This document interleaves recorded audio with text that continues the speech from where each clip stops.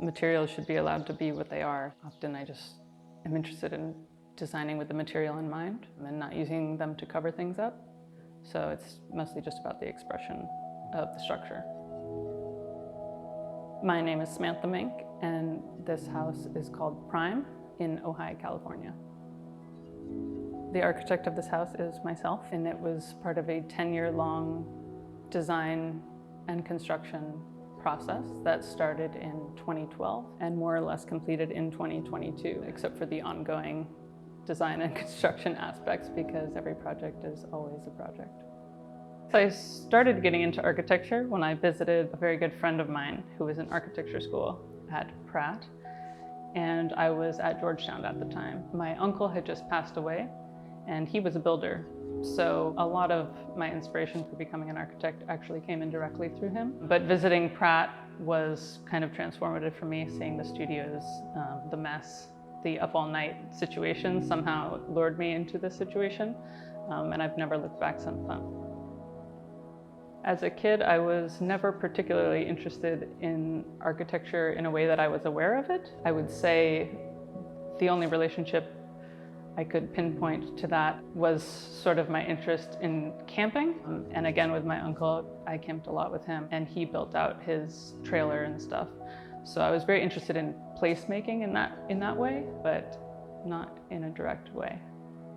My family bought this property in 2012. It was one of the few lots in Ojai that was undeveloped. We ended up with this property mostly because of this oak tree that's here, which is the most impressive part of the property, and it's really the focus of the house as well.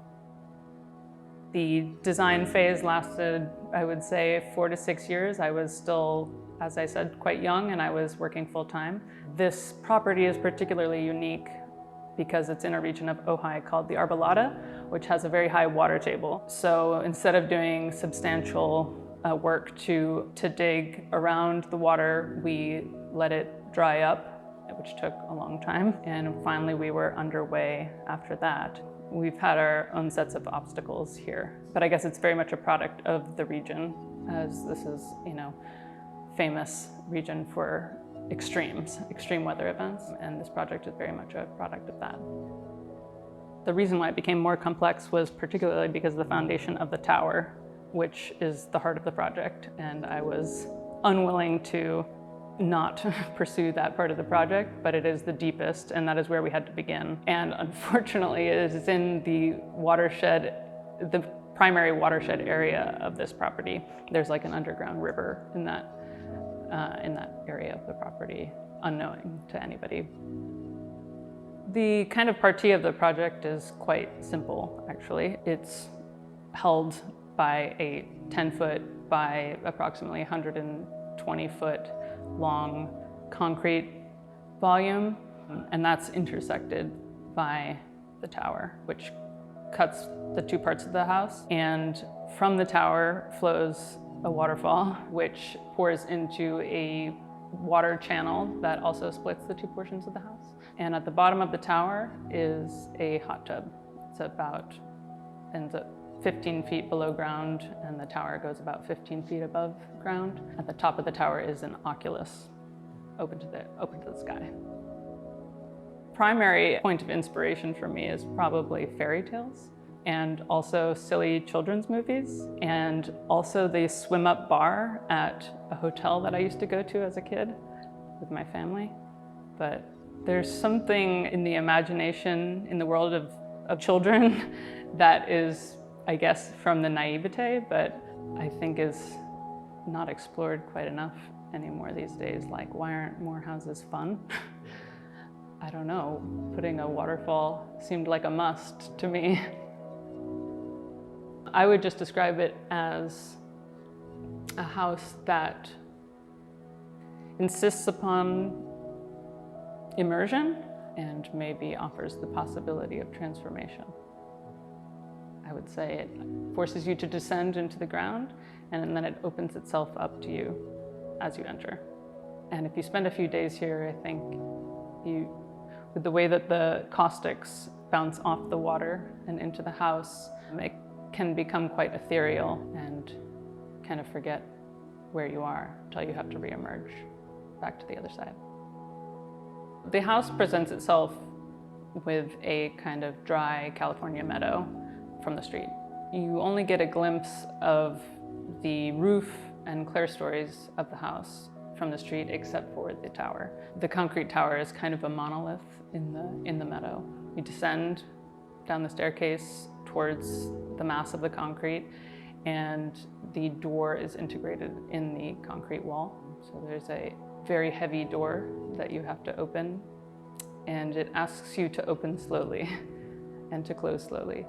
And then you emerge through the concrete vestibule into the more warm wood portion of the house, and with the view of the oak tree in the background. The oak tree is kind of a theater unto itself. You can watch all kinds of creatures. It's a whole ecosystem that transforms throughout the day, throughout the year. So that is the focal point of every room.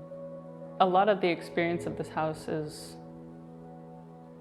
in an indirect way in some ways. There's a lot of opportunities. It sort of presents itself in a seductive way, I think, in that you see things from an oblique perspective much of the time.